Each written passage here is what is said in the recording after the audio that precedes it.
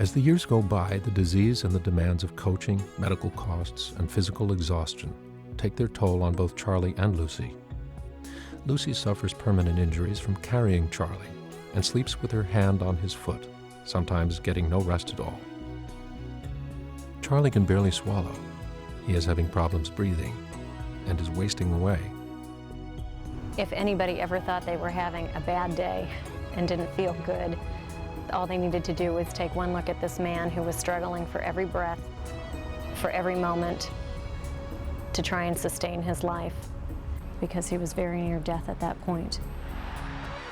The 1984 season begins with the Los Gatos Wildcats rated number 4 in the country. Inspired by their coach's determination, they take the league championship and go all the way to the state sectional playoffs, only to lose on a questionable penalty. It's a crushing defeat for the team, but more so for Charlie. You're sure that that was a sign? You're certain? You gotta have one more season?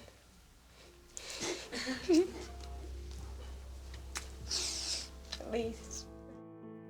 It didn't look like Charlie would survive to another season.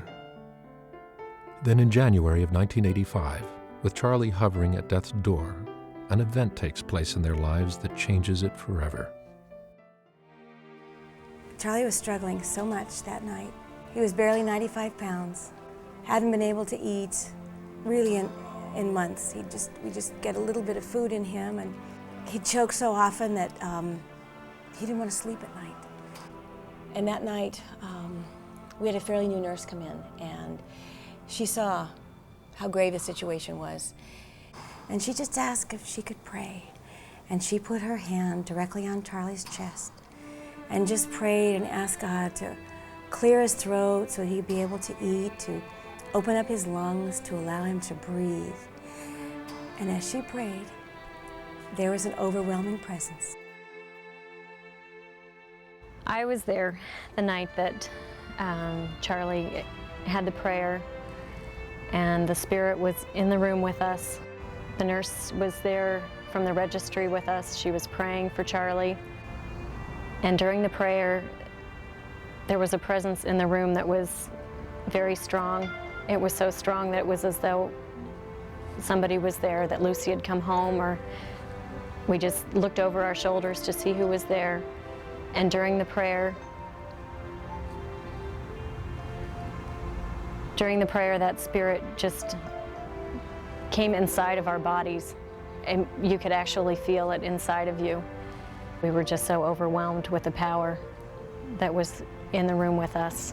It's difficult to describe. And when the prayer was over, we were all crying in realization of what had actually happened, that a miracle had happened, that God had actually touched each one of our lives and had come into Charlie's life to show him that he was there.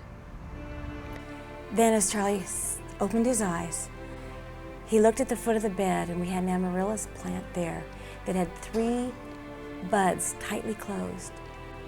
And when he opened his eyes, all 3 were open. They were like little trumpets heralding. It was an absolute miracle. Charlie felt his throat clear, his lungs clear, and Charlie said he felt a presence in the room, as if someone was standing right next to him, telling him,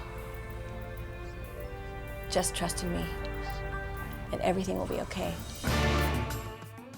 The miraculous events of that day would help Charlie get through the toughest year of his life, as he goes through a series of life-threatening events where he stops breathing and is rushed to emergency. Finally, in July, again hovering near death, Charlie would undergo a tracheotomy to help him breathe, then receive a ventilator to breathe for him, and finally a feeding tube. With a machine breathing for him and nutrition at last, it was a new lease on life. Despite his desperate situation, he would coach the county all-star game from his hospital bed. And 2 days after leaving the hospital, make what some thought would be his last trip home to Hawaii. In the fall of '85, with a very young team that no one expected to win, the Wildcats take the league championship, make their way through the playoffs and into the state sectional championship game. Crews from every network are there to record this incredible ending to a miraculous year.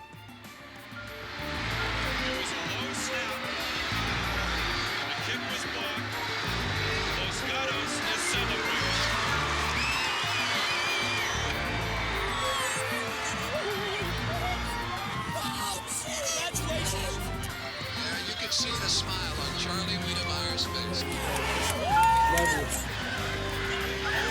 said he's so proud for each and every one of you.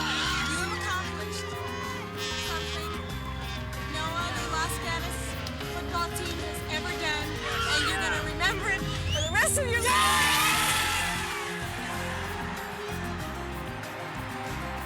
The game seemed like the perfect ending to a heroic story, only Charlie wasn't finished.